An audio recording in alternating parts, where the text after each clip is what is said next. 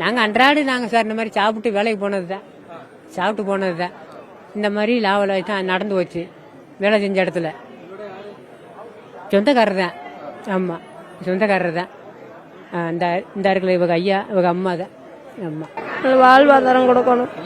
எங்களுக்கு அடுத்து எதாவது செஞ்சு கொடுக்கணும் கவர்மெண்ட்.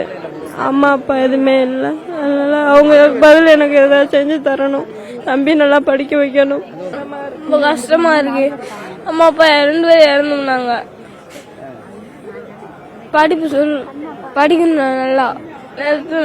வெளியே போயிட்டு இருந்தாங்க. அவங்க சித்தின்னு வீட்டுக்காரோட அண்ணன் பசங்க 2 பேருமே, அவங்க அம்மா அப்பா 2 பேருமே போயிட்டாங்க, இறந்து போயிட்டாங்க. காலையில் வேலைக்கு போயிட்டு வரோம் தானே சொல்லிட்டு போனாங்க. அவங்க 2 பேர்த்துக்கு வேலைக்கு அவன் படிக்கணும், நல்லா படிக்கணும்னு ஆசைப்படுவான். அவன் இங்கே தான் இருப்பான், என்கிட்ட தான் இருப்பான். அவன் படிக்கணும் ரொம்ப ஆசைப்படுவான். அவனை படிக்க வைக்கணும், அவனுக்கு ஏதாவது பார்த்து செய்யணும். அந்த பொண்ணு சின்ன பொண்ணு தான். அந்த பொண்ணும் ஏதாவது இது பண்ணி அம்மா அப்பா இருந்து எதை செய்கிறாங்களோ அது கவர்மெண்ட் பார்த்து செய்யணும். அடையாளம் தெரியாம நாங்க துக்கத்துல இருக்கோம். நீங்க மாறி மாறி பிடிச்சிட்டு வந்தீங்கன்னா என்ன செய்ய? நாங்க எங்க வீட்டுடைய அக்கா அண்ணன் அடையாளம் தெரியாம நாங்க தேடிக்கிட்டு இருக்கோம். உள்ள விட மாட்டேது டிபார்ட்மெண்ட் போலீஸ். என்ன சொல்லிச்சு இல்ல, அடையாளம் தெரிஞ்சா தானே போகணும். கரிப்பு இருக்கு, எப்படி தெரியும் அடையாளம்? பெரிய சத்தத்தினால தான் வெடிச்சது. வீட்டு பக்கம் தான், நம்ம வீட்டு பக்கத்தில் தான். ஒரு 1 கிலோமீட்டர் 2 கிலோமீட்டர்.